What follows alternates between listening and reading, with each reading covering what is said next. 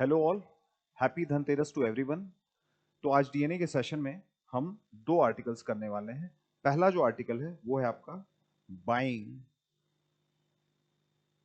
New और exchanging old gold. ये article हमने उठाया है इंडियन एक्सप्रेस के एक्सप्लेन पेज से, जो आज के एडिशन में था। ये आर्टिकल जो हम पढ़ रहे हैं that is under GS3 economy, that is under GS3 economy. तो अभी आपने हाल में ही तनिष्क का एक ऐड देखा होगा जिसमें इंडिया के फेमस क्रिकेटर सचिन तेंदुलकर आते हैं और वो क्या बताते हैं, वो ये बताते हैं कि इंडिया जो है वो अपना ऑलमोस्ट सारा गोल्ड जो वो कंज्यूम करता है वो बाहर से इंपोर्ट करता है। तो उसके बाद वो कहते हैं इंडियंस को एड्रेस करते हुए कि अगर आप अपना पुराना गोल्ड लेके आ रहे हैं और नई ज्वेलरी बना रहे हैं तो इससे इससे हमारी काफी बचत हो सकती है, हमारी इकोनॉमी को बहुत फायदा हो सकता है। एक तरीके से सचिन तेंदुलकर ने नच करने की कोशिश की है, उन्होंने एक इकोनॉमिक प्रोपोजिशन एडवांस किया है और ये कहने की कोशिश की है कि हमको क्या करना चाहिए, हमको जो अपना गोल्ड का इंपोर्ट है बाहर से उसको कम करना चाहिए। अब हमको ये पता है कि जो गोल्ड हम कंज्यूम करते हैं उसका उसका जो मेजर पार्ट है वो हम क्या करते हैं, वो बाहर से हम इंपोर्ट कराते हैं, हम वो बाहर से इंपोर्ट कराते हैं। अब जब हम बाहर से इंपोर्ट करा रहे हैं यानी उसके लिए हमको ट्रेड डेफिसिट है वो इनकर करनी पड़ रही है। We are incurring trade deficit, क्योंकि हम इंडिया में गोल्ड बहुत ज्यादा कोलार माइंस है हमारे पास, लेकिन मैक्सिमम गोल्ड जो हम कंज्यूम करते हैं हमको इंपोर्ट कराना पड़ता है। तो इंपोर्ट कराने की वजह से जो हमारे नेट एक्सपोर्ट्स हैं वो डिक्लाइन करते हैं, यानी जो हमारा ट्रेड डेफिसिट है या आप कहिए करंट अकाउंट डेफिसिट है वो बढ़ जाता है। करंट अकाउंट डेफिसिट है वो बढ़ जाता है। अब करंट अकाउंट डेफिसिट बढ़ेगा, इसका मतलब क्या हुआ, इसका मतलब ये हो गया कि हम इंपोर्ट ज्यादा कर रहे हैं, मतलब रेस्ट ऑफ द वर्ल्ड से हमारे यहाँ सामान ज्यादा आ रहा है, हमारे यहाँ से जो सामान है, हमारे यहाँ से जो एक्सपोर्ट्स हैं वो कम जा रहे हैं, वो कम जा रहे हैं। तो इससे क्या होगा, जो करंट अकाउंट डेफिसिट है भारत का, इंडियन इकोनॉमी का जो करंट अकाउंट डेफिसिट है वो भी बढ़ेगा, वो बढ़ेगा। तो नेक्स्ट प्रोसेस क्या है, जो हमारा फॉरेक्स रिजर्व है जो आरबीआई मेंटेन करती है, मतलब हमारे पास जो डॉलर का, पाउंड स्टर्लिंग का या यूरो का जो फॉरेक्स रिजर्व है, जो एक तरीके से हमारी इकोनॉमिक स्ट्रेंथ बताता है, वो भी कहीं ना कहीं डिक्लाइन करेगी। फॉरेक्स रिजर्व डिक्लाइन करेगी तो इससे होगा क्या, फॉरेक्स रिजर्व हमारी डिक्लाइन होगी तो इसका मतलब जो हमारी एबिलिटी है अपने इंपोर्ट बिल्स को फाइनेंस करने की, ठीक है, वो भी आपकी कम होने लगेगी। तो हमको एक तरीके से देखने को क्या मिलेगा, हमको देखने को मिलेगा कि हमारा जो इंपोर्ट है, हमारे जो इंपोर्ट्स हैं वो और महंगे होने लगेंगे। फिर से हम एक बार बात कर रहे हैं, हम चूंकि इंपोर्ट बहुत ज्यादा कर रहे हैं, हम क्रूड इंपोर्ट बहुत ज्यादा करते हैं, हम गोल्ड बहुत ज्यादा इंपोर्ट करते हैं। इस आर्टिकल में हम जो बात कर रहे हैं, हम बात कर रहे हैं गोल्ड की। तो हमारा गोल्ड का कंजम्पशन बहुत ज्यादा है, गोल्ड का कंजम्पशन ज्यादा है, गोल्ड के कंजम्पशन बढ़ेगा तो उससे होगा क्या कि हम करंट अकाउंट डेफिसिट है उसमें वो इनकर करने लगेंगे, मतलब इंडिया का जो ट्रेड डेफिसिट है वो बढ़ने लगेगा, ट्रेड डेफिसिट बढ़ेगा क्योंकि हम इंपोर्ट ज्यादा कर रहे हैं। तो हमारे जो फॉरेक्स रिजर्व हैं आरबीआई के पास वो भी बहुत तेजी से कम होने लगेंगे। वो तेजी से कम होने लगेंगे तो क्या होगा, इंडिया का जो करेंसी है आईएनआर वो वीकन करने लगेगा, वो कमजोर होने लगेगा। वो कमजोर होने लगेगा तो ऑब्वियस सी बात है जो हमारी एबिलिटी है अपने नए इंपोर्ट्स को फाइनेंस करने की वो भी कहीं ना कहीं वीकन होने लगेगी। तो यही मंशा रही है सचिन तेंदुलकर के इस एक इकोनॉमिक आर्ग्यूमेंट के पीछे कि हम भारतीय जो हैं वो क्या करते हैं, बहुत ज्यादा गोल्ड जो है वो कंज्यूम करते हैं तो इसके लिए हमको बहुत ज्यादा इंपोर्ट करना पड़ता है, बहुत ज्यादा गोल्ड हर साल इंपोर्ट करना पड़ता है, जिसकी वजह से जो हमारी इकोनॉमी है उस पर बहुत अच्छा प्रभाव नहीं पड़ता है। क्यों, क्योंकि हम इंपोर्ट ज्यादा कर रहे हैं तो हम ट्रेड डेफिसिट रन कर रहे हैं तो हमारा फॉरेक्स रिजर्व है वो खाली हो रहा है, फॉरेक्स रिजर्व खाली हो रहा है यानी हमारे इंडियन रूपी, मतलब इंडिया की जो डोमेस्टिक करेंसी है उस पर एक डाउनवर्ड प्रेशर पड़ रहा है और इसकी वजह से जो हमारी एबिलिटी है अपने नए इंपोर्ट्स को फाइनेंस करने की वो कहीं ना कहीं डिसेबल हो जाती है।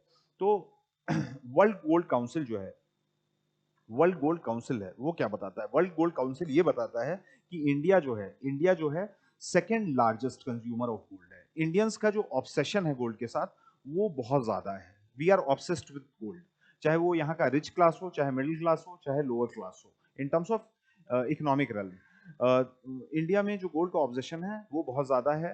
लोग अपने बेवत के अनुसार कम ज्यादा गोल्ड खरीदते हैं, लेकिन वो खरीदते हैं, ये हमको देखने को मिलता है। आज धनतेरस है, आज भी आप देखेंगे कि जितने भी ज्वेलरी स्टोर्स हैं वहां पे बहुत ज्यादा भीड़ रहती है, वहां पे बहुत ज्यादा भीड़ रहती है। वर्ल्ड गोल्ड काउंसिल भी यही बात बोलता है। वर्ल्ड गोल्ड काउंसिल क्या कहता है कि इंडिया दूसरे नंबर का सबसे बड़ा कंज्यूमर है, दूसरे नंबर का सबसे बड़ा कंज्यूमर है। पहले नंबर पे कौन है? पहले नंबर पे चाइना है। चाइना सबसे ज्यादा गोल्ड कंज्यूम करता है। 2024 की बात करें तो वर्ल्ड गोल्ड काउंसिल के अनुसार चाइना जो है करीब करीब 857 टन जो है वो गोल्ड गोल्ड बाहर से इंपोर्ट करा के कंज्यूम किया है। वहां पे डोमेस्टिक कंजम्पशन भी है, बट टोटल जो गोल्ड का कंजम्पशन रहा है चाइना में सन 2024 में वो 857 टन का रहा है, जो वर्ल्ड में सबसे ज्यादा था। दूसरे नंबर पे इंडिया आता है।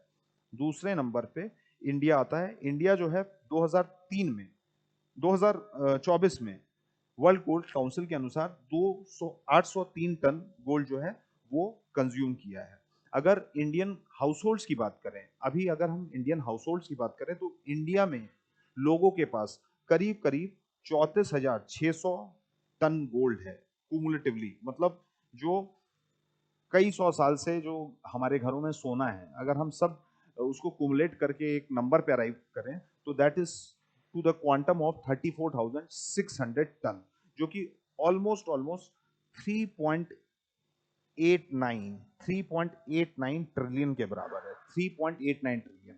इंडिया की जो जीडीपी है वो 4 ट्रिलियन से थोड़ी सी ज्यादा है। तो आप इससे मैग्नीट्यूड समझिए कि हम इंडियंस का जो गोल्ड के साथ ऑब्सेशन है वो कितना है, कि हम लमसम अपने जीडीपी के बराबर का गोल्ड जो है वो अपने घरों में रखे हुए हैं। तो this 3.89 trillion worth of gold which we have with our households is almost 89% of India's current GDP, 89% of India's GDP। ठीक है, तो इससे आप समझ सकते हैं, इससे इस मैग्नीट्यूड इन नंबर से आप ये समझ सकते हैं कि इंडियंस का गोल्ड के साथ कितना ऑब्सेशन है। क्या रीजंस हैं कि हम गोल्ड जो है होल्ड करना चाहते हैं या होल्ड करते हैं? तो इसके कई रीजंस हैं। एक तो it creates a positive wealth effect. Positive wealth effect,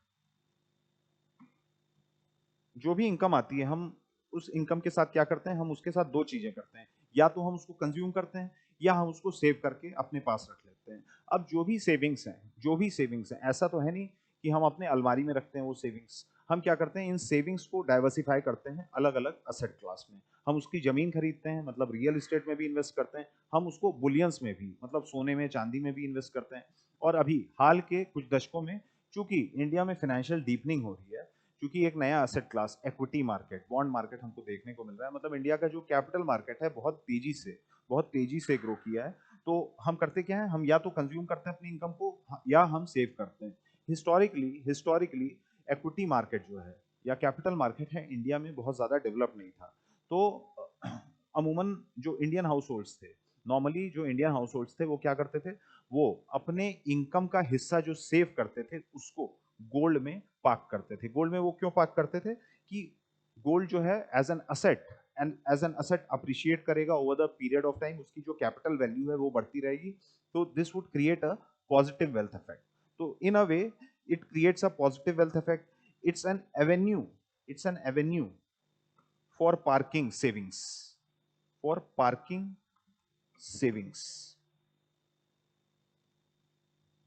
दूसरी चीज है कि over the period of time हमको क्या देखने को मिला? हमको ये देखने को मिला कि जो बैंकिंग सेक्टर है उसमें जो एफडी वगैरह पे या आरडीज पे, रिकरिंग डिपॉजिट्स पे जो इंटरेस्ट रेट्स होते थे वो काफी कम होने लगे। तो low interest rates on bank instruments,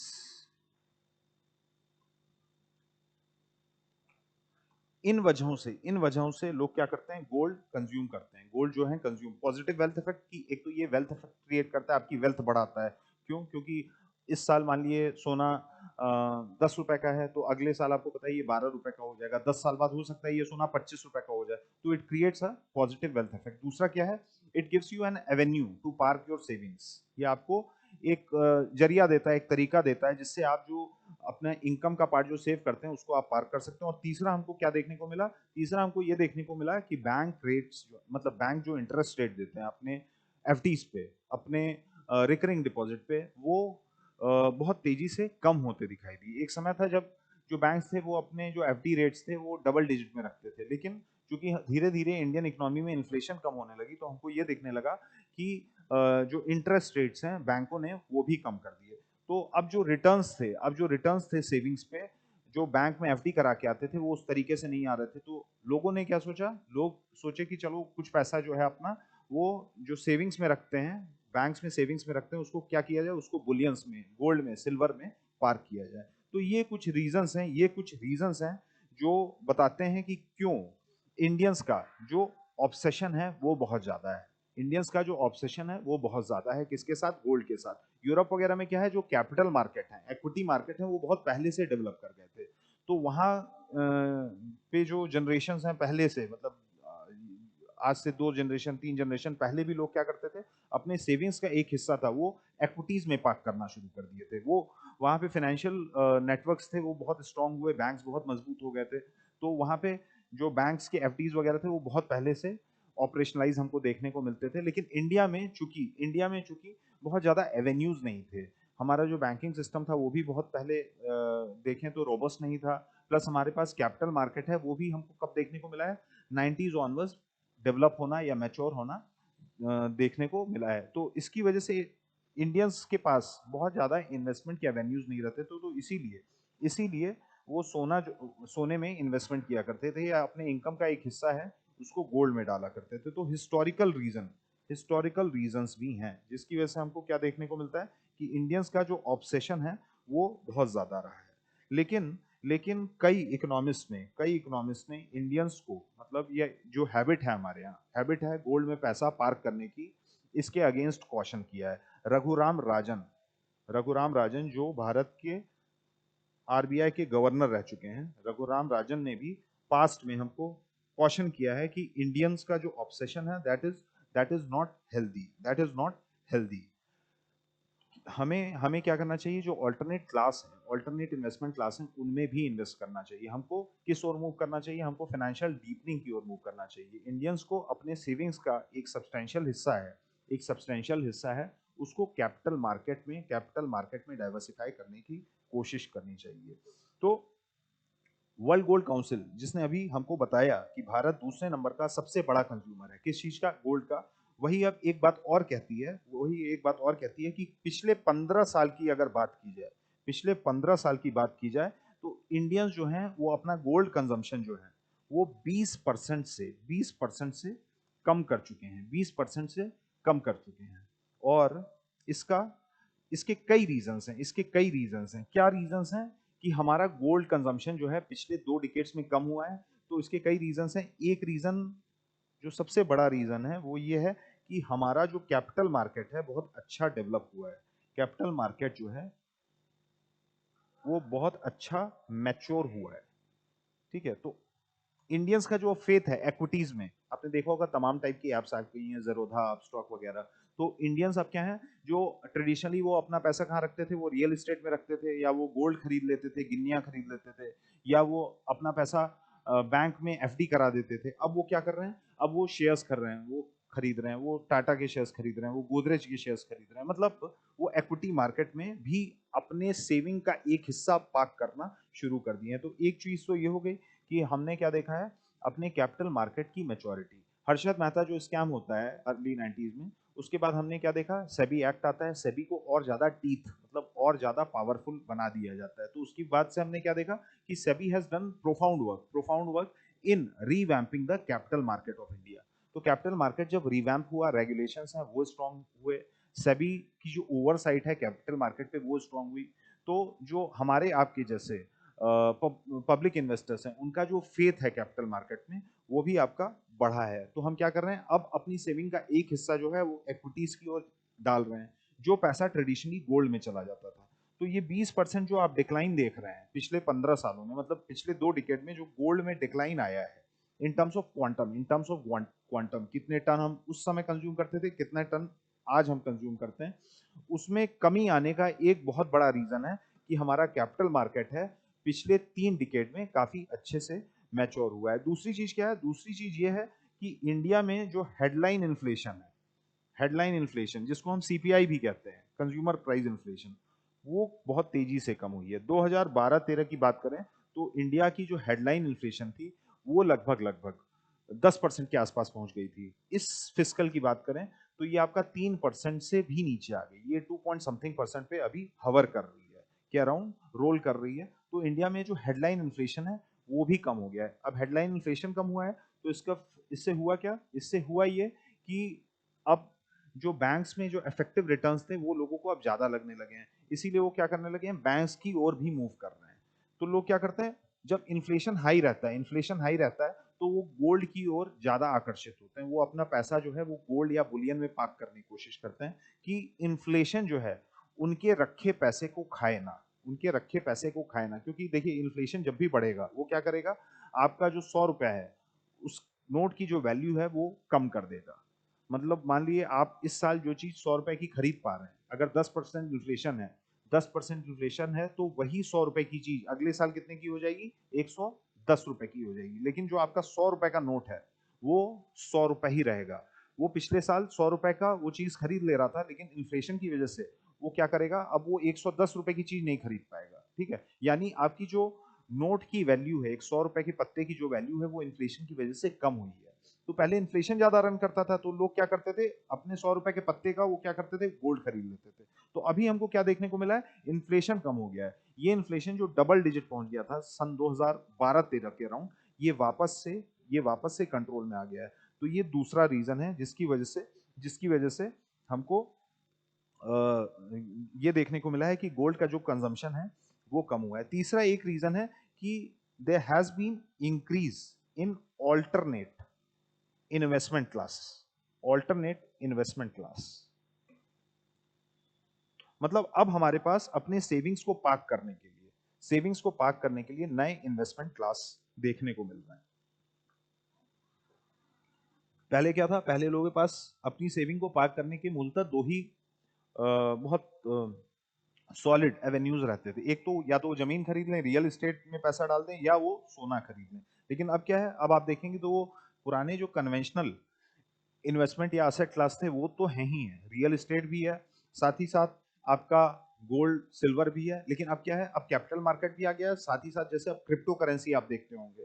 ठीक है, तो लोगों के पास नए असेट क्लास भी आ रहे हैं, नए असेट, जैसे हाई नेटवर्थ इंडिविजुअल्स हैं वो क्या करते हैं, वो आपकी पेंटिंग्स खरीद लेते हैं या लिमिटेड एडिशन वॉचेस खरीद लेते हैं। तो अब इन्वेस्टमेंट क्लासेस का जो दायरा है वो भी बहुत तेजी से एक्सपेंड किया है। तो ऑब्वियस सी बात है, गोल्ड पे जो रिलायंस है एज एन असेट क्लास या इन्वेस्टमेंट क्लास वो कम हुआ है। तो India is no exception to it. इन रीजंस की वजह से, ऑल्टरनेट इन्वेस्टमेंट क्लास उभरने की वजह से, कैपिटल मार्केट मैच्योर होने की वजह से, और हमारा जो हेडलाइन इन्फ्लेशन है, कंज्यूमर प्राइस इन्फ्लेशन है, वो कम होने की वजह से हमको क्या देखने को मिल रहा है कि इंडियंस जो हैं अब कम gold in terms of tonnage वो कंज्यूम कर रहे हैं। ठीक है, मतलब अब उनकी सेविंग्स जो पहले सिर्फ गोल्ड में जा रही थी, दैट्स गोइंग एल्सवेयर नाउ। ठीक है, अब वो क्रिप्टो करेंसीज में भी जा रही है। हाई नेटवर्थ इंडिविजुअल्स हैं वो क्या करते हैं, वो पेंटिंग्स, घड़ियां, इन सब की चीजों में पैसा डालते हैं, क्रिप्टो करेंसी में, इक्विटी मार्केट में, इन सारी चीजों में देख डालते हैं पैसा। तो this is a healthy trend कि हम क्या कर रहे हैं, अपना जो सेविंग्स को डाइवर्सिफाई करने का जो पोर्टफोलियो है वो एक्सपेंड कर रहे हैं, which is good for the economy. और इससे हो क्या रहा है, इससे हो ये रहा है कि we are moving towards financial deepening. ठीक है, मतलब हमारा जो फाइनेंशियल मार्केट है, हमारा जो बैंकिंग सेक्टर है, हमारा जो कैपिटल मार्केट है, इक्विटी मार्केट है, अब वो और रोबस्ट हो रहा है, वो और उसमें जो क्रेडिबिलिटी है वो बढ़ रही है, वो ग्लोबल मार्केट के साथ और इफेक्टिवली इंटीग्रेट हो जा रहा है। तो दिस इज फाइनेंशियल डीपनिंग। तो this all has lead to financial deepening कि हमारा जो फाइनेंशियल मार्केट है, capital market, banking sector, banking channels, ये बहुत अच्छे से डेवलप हो रहे हैं। तो बहुत स्वाभाविक सी बात है कि जो गोल्ड है, बुलियन है, उस पर जो हमारा रिलायंस है वो रिलेटिवली अब कम होता जा रहा है। लेकिन कोविड के बाद मतलब पिछले 4 साल की बात करें, पिछले 4 साल की बात करें तो एक थोड़ी सी नर्वसनेस रही है, थोड़ी सी नर्वसनेस रही है इकोनॉमिस्ट में। That has happened primarily because gold जो है वो बहुत तेजी से उसका प्राइस जो है वो राइज किया है। गोल्ड का जो प्राइस है वो बहुत तेजी से राइज किया। अगर हम बस पिछले साल से कंपेयर करें तो गोल्ड के प्राइस हैं वो आपके करीब करीब 50% बढ़ गए हैं। मतलब एक साल में हमको 50% हाइक देखने को मिला है। गोल्ड है लाख रुपए पार कर चुका है पर 10 ग्राम, और अब लोग कह रहे हैं कि बहुत जल्दी ये 1.5 लाख की ओर मूव करता दिखाई देगा। तो टनेज के टर्म्स में हमने अपना जो कंजम्पशन है गोल्ड का वो तो कम कर लिया है, लेकिन लेकिन ये गोल्ड इतना महंगा हो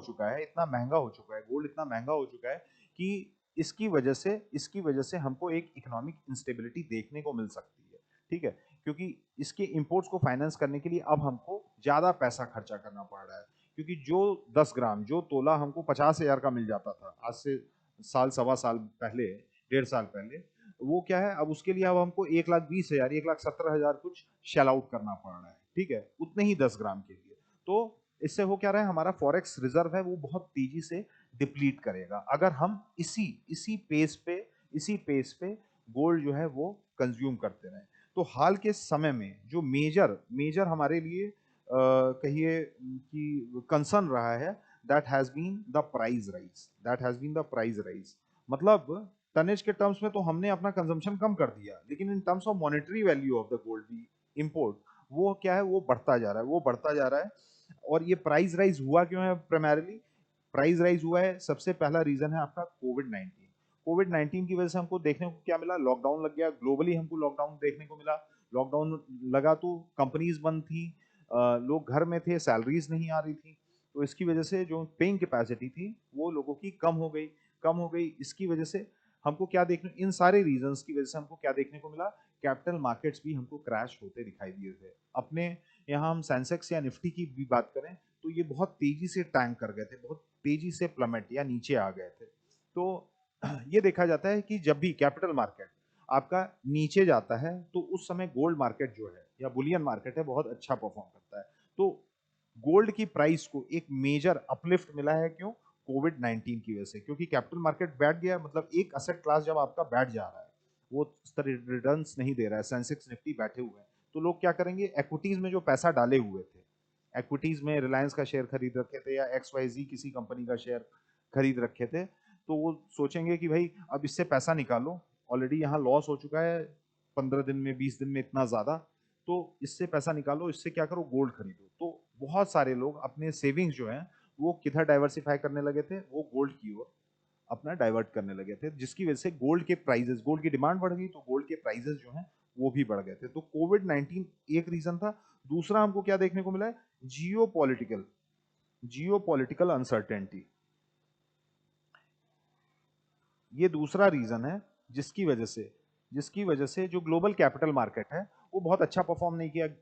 अभी हमने बात की थी कि जब भी कैपिटल मार्केट बहुत अच्छा परफॉर्म नहीं करेगा, तब हमको देखने को मिलेगा बुलियन मार्केट अच्छा परफॉर्म करेगा। गोल्ड के प्राइसेस हैं वो ऊपर जाएंगे। आप ऐसे समझिए कि कोविड 19 में के समय में लॉकडाउन लगे, लोग पिक्चर हॉल नहीं जा सकते थे, तो क्या हुआ, लोगों ने डिज्नी हॉटस्टार, नेटफ्लिक्स देखना बढ़ा दिया। तो जो नेटफ्लिक्स की या तमाम जो OTT प्लेटफॉर्म है उनकी डिमांड बढ़ गई थी। तो समवॉट वैसी ही एनालॉजी आपको यहाँ भी देखने को मिलेगी। कैपिटल मार्केट जब भी डैम्पन होगा, बुलियन मार्केट है वो हमेशा अच्छा परफॉर्म करेगा। तो दूसरा रीजन है जियो पॉलिटिकल अनसर्टेनिटी। तीसरा क्या है, तीसरा अभी ट्रम्प के आने के बाद से हमको यूएस टैरिफ वॉर देखने को मिल रही है। यूएस टैरिफ वॉर की वजह से भी क्या हुआ है कि जो ग्लोबल मार्केट है, जो बहुत अच्छे से इंटीग्रेटेड हुआ करता था, ठीक है, वो क्या हुआ है, वो अब डिस्टर्ब होता दिखाई दे रहा है। अब जो फॉरेन इन्वेस्टमेंट का फ्लोज है, ठीक है, या एक्सपोर्ट इंपोर्ट्स का वॉल्यूम है, वो भी बहुत तेजी से कम हुआ है। 50% का टैरिफ अनाउंस किया गया है चाइना के ऊपर, तो 100% के ऊपर का टैरिफ अनाउंस किया गया था। तो अब जब टैरिफ्स बढ़ाएंगे जाएंगे, तो जो आपका ग्लोबल ट्रेड है, जो एक्सपोर्ट और इंपोर्ट है, वो भी क्या होगा, वो भी आपको कम होता दिखाई देगा। ये सारी चीजें कम होंगी तो जो कंपनीज हैं वो भी अफेक्ट होंगी, कंपनी अफेक्ट होंगी तो ऑब्वियस सी बात है नेस्डेक में, सेंसेक्स में, निफ्टी में जो उनका मार्केट कैप है वो भी कम होने लगेगा, मतलब उनके शेयर्स का जो प्राइजेस हैं वो भी आपको कम होने लगेंगे। चौथा एक बहुत बड़ा रीजन है गोल्ड प्राइस राइज का, कि जब हम देख रहे हैं कि यूएस यूएस जो है, जो ग्लोबल ऑर्डर का एक तरीके से आप कहेंगे वॉचमैन हुआ करता था, जो ग्लोबलाइजेशन लाने में जिसकी एक बहुत महत्वपूर्ण भूमिका थी, अब वही ग्लोबलाइजेशन से रिट्रीट कर रहा है। ठीक है, तो यूएस के जो सिक्योरिटी बॉन्ड्स हैं या यूएस के जो डॉलर रिजर्व्स हैं, जो तमाम सेंट्रल बैंक रखा करते थे, अपने पास मेंटेन किया करते थे, अब उनका जो फेथ है, central banks across the world का जो फेथ है यूएस सिक्योरिटीज पे, यूएस डॉलर पे, यूएस करेंसी पे, वो भी कम हो रहा है। तो वो क्या करने की कोशिश कर रहे हैं, यूएस सिक्योरिटी, यूएस बॉन्ड्स की बजाय वो क्या होल्ड करने की कोशिश कर रहे हैं, वो गोल्ड होल्ड करने की कोशिश करेंगे। तो हमको ये भी देखने को मिला है कि there have been high quantum purchases, high quantum purchases by the central banks, by the central banks, मतलब तमाम जो सेंट्रल बैंक्स हैं, जैसे इंडिया का आरबीआई हो गया, ऐसे ही अलग अलग कंट्रीज के अलग अलग सेंट्रल बैंक्स होते हैं, वो क्या कर रहे हैं, वो हाल के वर्षों में, हाल के कुछ क्वार्टर्स में बहुत ज्यादा गोल्ड जो है वो प्रोक्योर करना कोशिश कर रहे हैं ओपन मार्केट से, इंटरनेशनल ओपन मार्केट से। तो ऑब्वियस सी बात है जो डिमांड है ग्लोबल मार्केट में गोल्ड की, वो इन सेंट्रल बैंक्स के वजह से और ज्यादा हाइक हो जा रही है, जिसकी वजह से प्राइस अपवर्ड प्रेशर, प्राइसेस जो हैं उन पे हमको एक अपवर्ड प्रेशर देखने को मिल रहा है। तो these are the reasons for price rise, these are the reasons for the price rise. अब इसको लिंक करिए वही जो बात सचिन तेंदुलकर ने कही है। अब उन्होंने भले किसी एक ब्रांड के लिए कही हो, लेकिन उनकी बात में काफी रैशनल है, काफी इकोनॉमिक रैशनल है, कि इंडिया जो है वो बहुत सारा गोल्ड जो है, बहुत सारा गोल्ड जो है वो इंपोर्ट करता है, मतलब मैं ऑलमोस्ट ऑलमोस्ट जितना गोल्ड हम कंज्यूम करते हैं उसका एक मेजर हिस्सा जो है, मेजर हिस्सा है जो है वो इंपोर्ट करते हैं। इंपोर्ट करते हैं तो हमारा फॉरेक्स रिजर्व है वो डेप्रिशिएट करता है, हमारा ट्रेड बैलेंस है वो खराब होता है, करंट अकाउंट डेफिसिट खराब होता है, इससे जो हमारा फॉरेक्स रिजर्व है वो कम हुआ, फॉरेक्स रिजर्व कम हुआ तो इंडियन करेंसी आईएनआर जो है, इंडियन रुपी, उस पर डाउनवर्ड प्रेशर पड़ेगा। और इसकी वजह से होगा क्या, इसकी वजह से हमको ये देखने को मिलेगा कि जो हमारी एबिलिटी है अपने नए इंपोर्ट्स को फाइनेंस करने की, कुछ एसेंशियल इंपोर्ट्स होते हैं, जैसे सोने के बिना हम रह सकते हैं, गोल्ड के बिना हम रह सकते हैं, लेकिन हम पेट्रोल डीजल के बिना नहीं रह सकते हैं। तो हमारी जो एबिलिटी है क्रूड को फाइनेंस करने की या कुछ एसेंशियल्स हैं दवाइयों को फाइनेंस करने की, वो कहीं ना कहीं बैक सीट ले सकती है। ठीक है, so this was the crux of the article. हमें क्या करना है, हमें ऑल्टरनेट इन्वेस्टमेंट क्लास डेवलप करना है, और हमें कम से कम गोल्ड होल्ड करने की कोशिश करनी चाहिए। हमको क्या करना चाहिए, और फाइनेंशियल डीपनिंग की ओर मूव करना चाहिए, कि हमारे कैपिटल मार्केट इतने ज्यादा मैच्योर हो कि हमको गोल्ड में बहुत ज्यादा पैसा रखने की जरूरत ना पड़े, हम एक्विटीज में, बॉन्ड्स में, गवर्नमेंट सिक्योरिटीज में ज्यादा पैसा होल्ड करें। तो इससे होगा क्या कि पैसा हमारा लॉक भी, जैसे गोल्ड हमने खरीद लिया तो हमारा पैसा लॉक हो जाता है, वो सोना जो है वो घरों के लॉकरों में चला जाता है, वो घरों के लॉकरों में चला जाता है। लेकिन अगर हम कैपिटल मार्केट में पैसा इन्वेस्ट कर रहे हैं तो ये पैसा इकोनॉमी में घूम रहा है, इससे क्या हो रहा है, एक एनिमल स्पिरिट आ रही है, इंडस्ट्रीज हैं इस पैसे से एक्सपेंड कर सकती हैं, इस पैसे से एक्सपेंड कर सकती हैं। लेकिन गोल्ड में हमको क्या देखने को मिल रहा है, ये पैसा है वो लॉक हो जा रहा है। दूसरा, ये गोल्ड जो हम खरीद रहे हैं वो हम इंडिजिनसली माइन नहीं करते हैं, इसको हमको बाहर से लाना पड़ता है, ये हमारा इंपोर्ट बिल भी बढ़ाता है। Now moving to our next article, moving on to our next article. दूसरा जो आर्टिकल है that is European firms, European firms losing competitiveness, losing competitiveness. ये आर्टिकल हम पढ़ेंगे GS3 इकोनॉमी, और इसमें थोड़ा सा स्प्रिंकल है किस चीज का, थोड़ा सा स्प्रिंकल है GS2 IR का भी।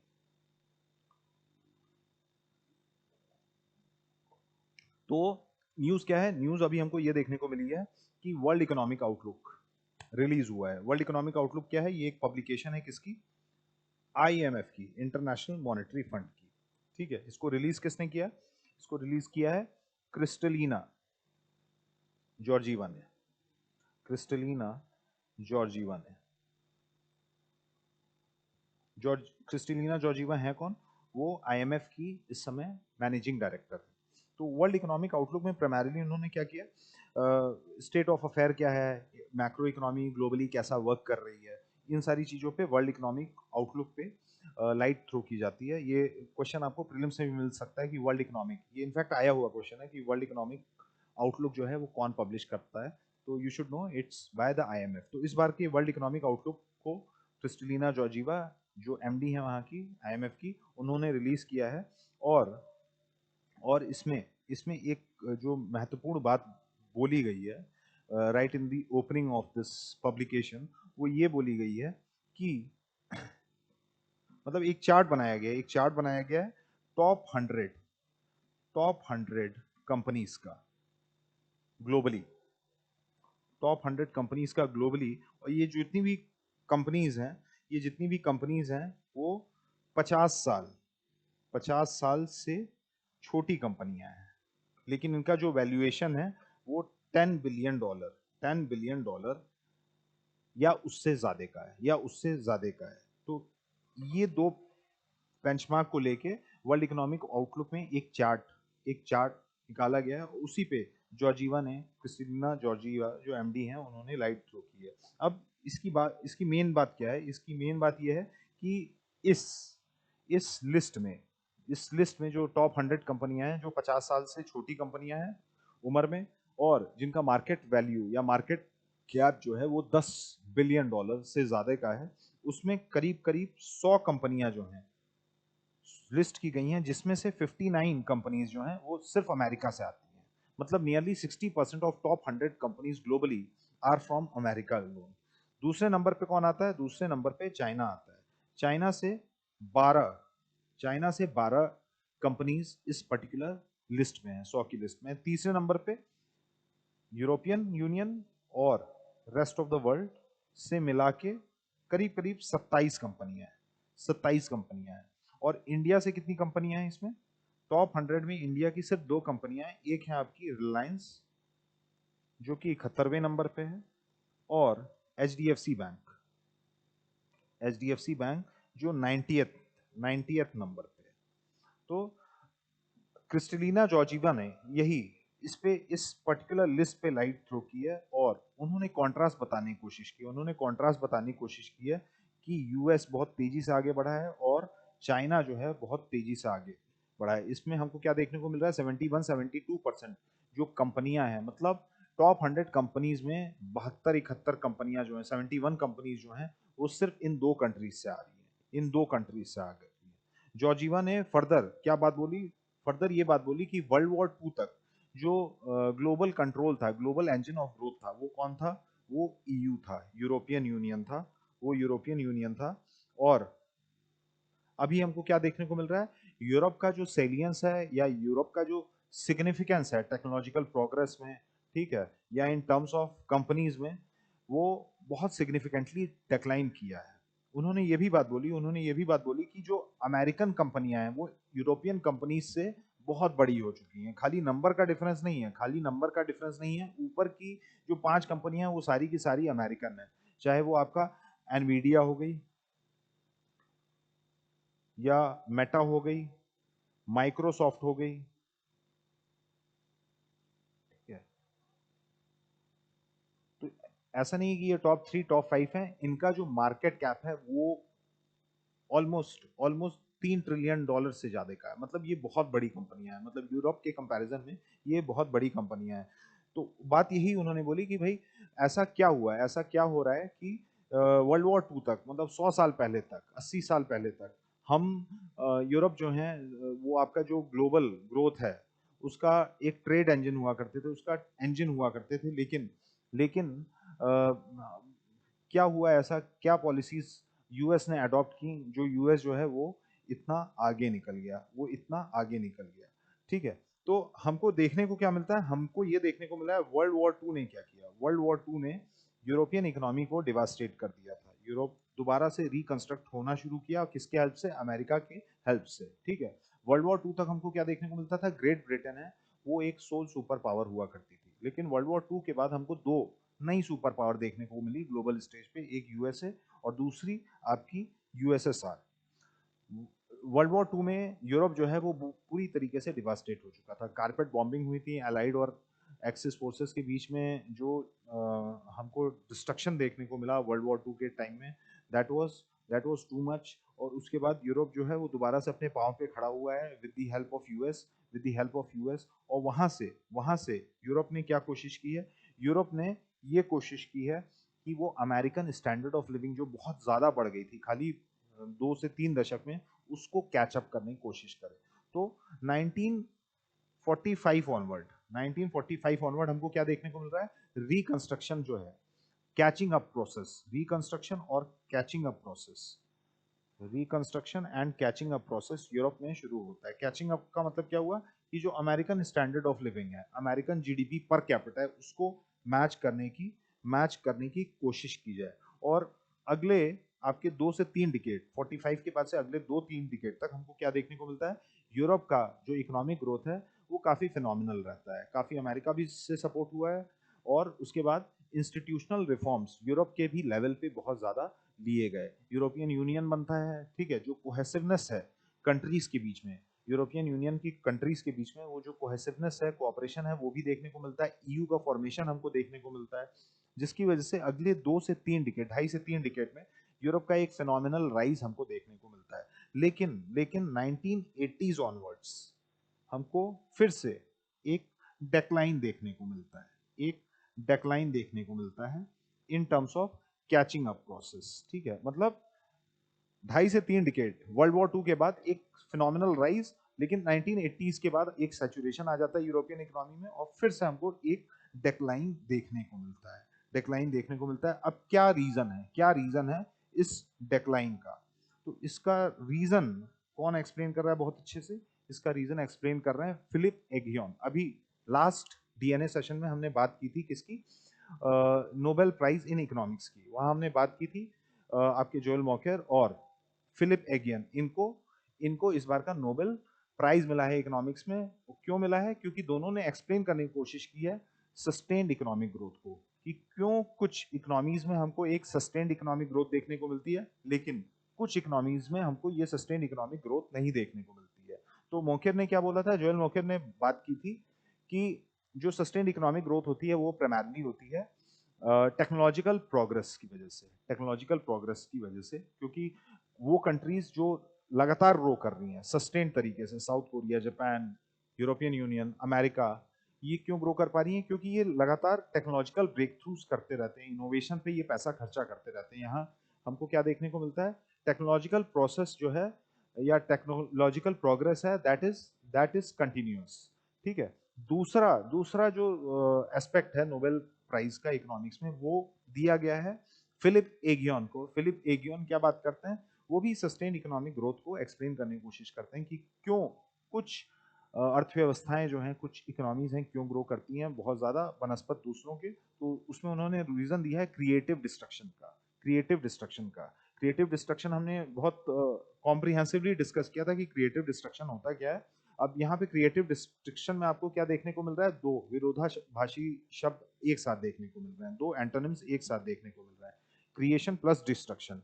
यानी यानी कि पुरानी पैराडाइम डिस्ट्रक्ट हो रही होती है, उससे सुपीरियर, टेक्नोलॉजिकली उससे सुपीरियर पैराडाइम या रेजीम है वो आ रही होती है। तो ये क्रिएशन का प्रोसेस, इसमें हमने एग्जांपल की बात की थी, जैसे 3G इंटरनेट आया तो उसने क्या किया, जो 2G सेटअप था उसको बैठा दिया, 3G ज्यादा एडवांस था। ठीक है, तो 2G रेजीम है वो आपका डिस्ट्रॉय हो जाएगी। वो कंपनियां जो सिर्फ 2G पे आधारित थी वो बंद हो जाएंगी अगर उन्होंने 3G पे स्विच नहीं किया होगा।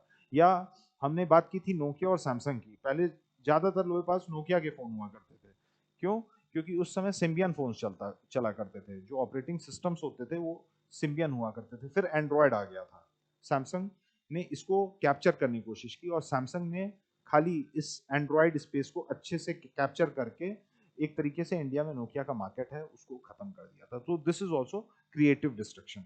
तो एगियन क्या कहते हैं कि प्राइमरी रीजन है 1980s ऑनवर्ड, जो हमको एक सैचुरेशन देखने को मिला है यूरोपियन इकोनॉमी में, that has come at the cost of what, that has come at the cost of high tech innovation.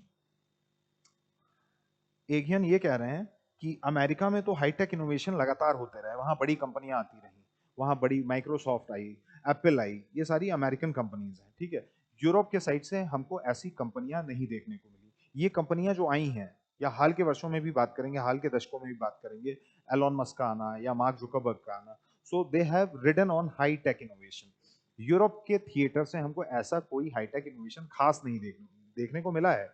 मतलब रेस्ट ऑफ द वर्ल्ड के कंपैरिजन में यूरोप में भी इनोवेशन होते हैं, लेकिन अगर अमेरिका की संदर्भ में बात की जाए या अमेरिका के कंपैरिजन में बात की जाए, तो यूरोप में उस क्वांटम की, उस मैग्नीट्यूड की हाई टेक इनोवेशन हमको देखने को नहीं मिली है। दूसरा रीजन जो साइट किया जाता है, दूसरा रीजन जो साइट किया गया है, वो ये साइट किया गया है कि यूरोप में जो कंपटीशन पॉलिसी है और आपका जो इंडस्ट्रियल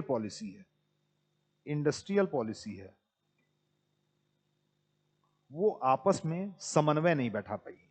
वो आपस में समन्वय नहीं बैठा पाई है, जो कि अमेरिका में हो गई है, जो कि चाइना में हो गई है। तो हमको क्या देखने को मिला है, इसी का रिजल्ट देखने को मिला है कि कंपटीशन पॉलिसी और इंडस्ट्रियल पॉलिसी में अच्छा समन्वय, अच्छा कोऑर्डिनेशन चाइना में और अमेरिका में, जिसकी वजह से चाइना और अमेरिका बहुत तेजी से राइज किए हैं।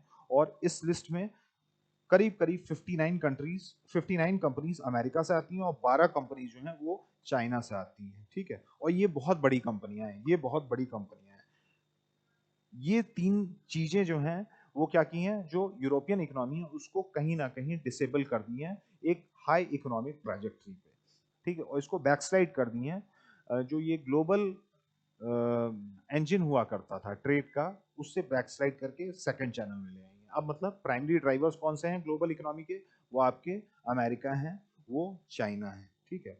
इसके बाद फिलिप एग्योन ने प्राइमरली क्या बात बोली है, एग्योन ने ये बात बोली है कि जो प्रोटेक्शनिस्ट मेजर्स हमको अभी देखने को मिल रहे हैं, प्रोटेक्शनिस्ट मेजर्स जो हैं हमको देखने को मिल रहे हैं ग्लोबली, और प्राइमरली ये कहां से आ रहे हैं, अमेरिका से आ रहे हैं। अमेरिका से कब आ रहे हैं, जब से ट्रंप आए हैं, जब से ट्रंप आए हैं। सो ही हैज कैटेगोरिकली सेड कि this is not welcome, this is not welcome, this is not a good thing, this is not a good thing. कि मतलब होना क्या चाहिए, जो ग्लोबल ट्रेड है वो आपका ओपन होना चाहिए, that should be free, fair, open, accessible to all.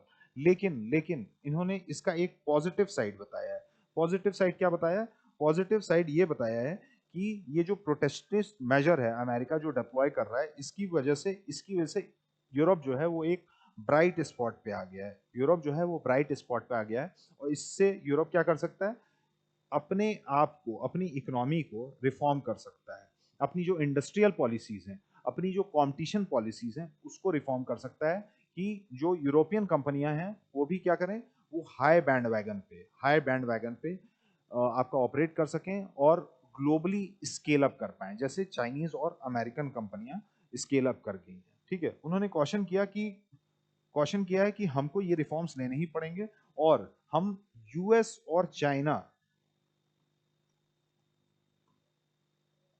को क्या कर सकते हैं, थ्वार्ट कर सकते हैं। मतलब अभी हमको इन दो कंट्रीज की सुपीरियरिटी देखने को मिल रही है ग्लोबल स्टेज पे। इन्हीं के पास टेक्नोलॉजिकल प्रोग्रेस है, जो ग्लोबल टेक्नोलॉजिकल एज है जो यूरोप का हुआ करता था, वो अब यूएस और चाइना की ओर मूव करता दिखाई दे रहा है। तो ये जो प्रोटेक्शनिस्ट मेजर है, दो इट्स नॉट वेलकम, लेकिन इससे हो क्या रहा है, इससे हो रहा है कि मतलब it's providing Europe with with a window, जिससे वो रिफॉर्म्स लाएं, और वो क्या करें, वो यूएस और चाइना के बैंड वैगन में आके ग्लोबल स्केल पे ग्लोबल स्केल पे राइड कर पाए। सो these are the things which have been uttered by Philip Agion, who has won the Nobel Prize in Economics this year. इसके बाद जॉर्जीवा, जो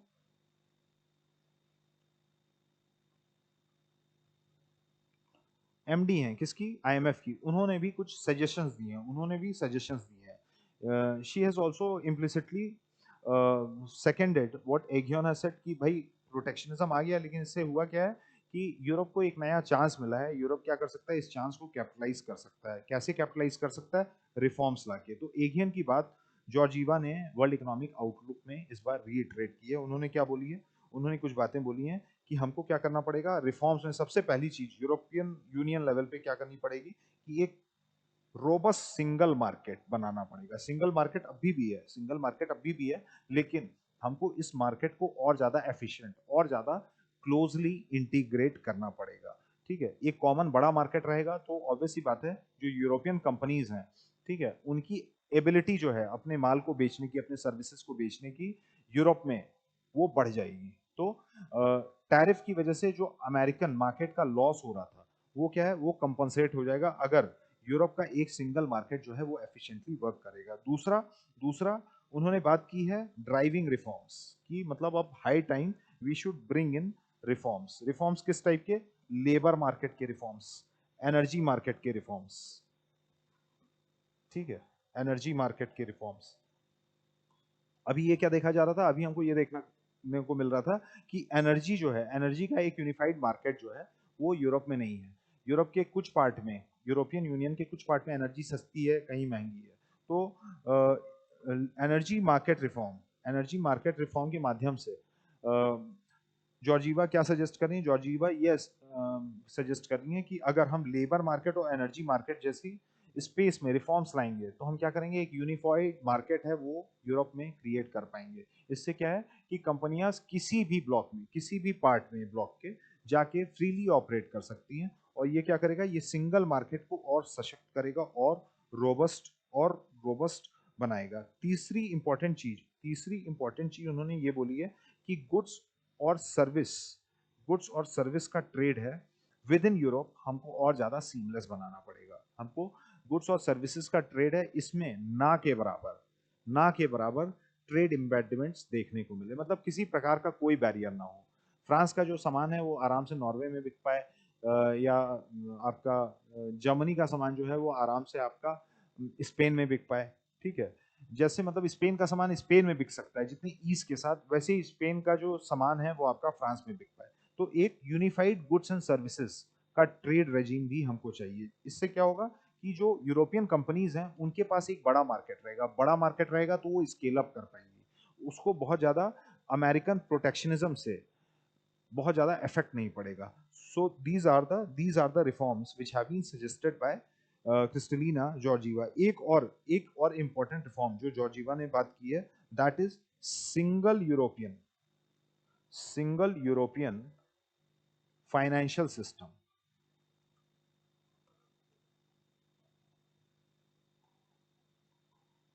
इससे क्या मतलब है? इसमें इसमें एमडी जो आईएमएफ की मैनेजिंग डायरेक्टर, उन्होंने ये बताने की कोशिश की है कि एक सिंगल यूनिफाइड फाइनेंशियल सिस्टम रहेगा तो यूरोप जो है और बेटर फैशन में एक सिंगल मार्केट की तरह ऑपरेट कर पाएगा। कि जैसे अभी हमको क्या देखने को मिलता है, यूरो एक कॉमन करेंसी है, लेकिन यूरो के अलावा भी अलग अलग कंट्रीज की अपनी अपनी करेंसी हैं, लोग उसमें भी ट्रेड को सेटल करने की कोशिश करते हैं। तो फाइनेंशियल सिस्टम को अगर हमको और इफेक्टिवली इंटीग्रेट करना है तो एक strict monetary union, strict financial union की ओर मूव कर रहे हैं। ठीक है, कि मतलब जो बैंकिंग सेक्टर है वो पूरा पूरा होमोजेनस रहे, मतलब यूनिफाइड कॉमन मॉनेटरी यूनियन और फाइनेंशियल सिस्टम हमको यूरोप में लाना पड़ेगा, जिससे एक common integrated single EU financial system हमको देखने को मिले। ठीक है, तो ये सारी चीजें अल्टीमेटली क्या करेंगे, यूरोप को एक रोबस्ट इंटीग्रेटेड सिंगल मार्केट की ओर मूव करेंगे। ठीक है, जिससे जो यूरोपियन कंपनीज हैं जो अभी पीछे छूट गई हैं, पिछले 40 साल में 50 साल में पीछे छूट गई हैं, ये इनको नया स्केल मिलेगा। ठीक है, अभी जो कंपनियां हैं वो खाली 2 कंट्री 3 कंट्री में अपना सामान इफेक्टिवली बेच पा रही थी। ठीक है, वो अब क्या करेंगी कि ईयू का जो ब्लॉक है 27 कंट्रीज का, उसमें मतलब और अच्छे से सीमलेस तरीके से बिना कोई ट्रेड बैरियर के अपना सामान बेच पाएंगी। जब वो सामान बेच पाएंगी तो ऑब्वियस सी बात है जो उनका रेवेन्यू रियलाइजेशन है वो ज्यादा होगा, जो उनकी प्रॉफिटेबिलिटी है, प्रॉफिट का क्वांटम है वो बढ़ेगा। और इससे होगा क्या कि उनके पास रेवेन्यू ज्यादा आएगा तो वो रिसर्च डेवलपमेंट इनोवेशन पे और पैसा ईयर मार्क कर पाएंगी, which would help them in matching the standards of Chinese companies and American companies. तो आइए एक क्वेश्चन ले लेते हैं।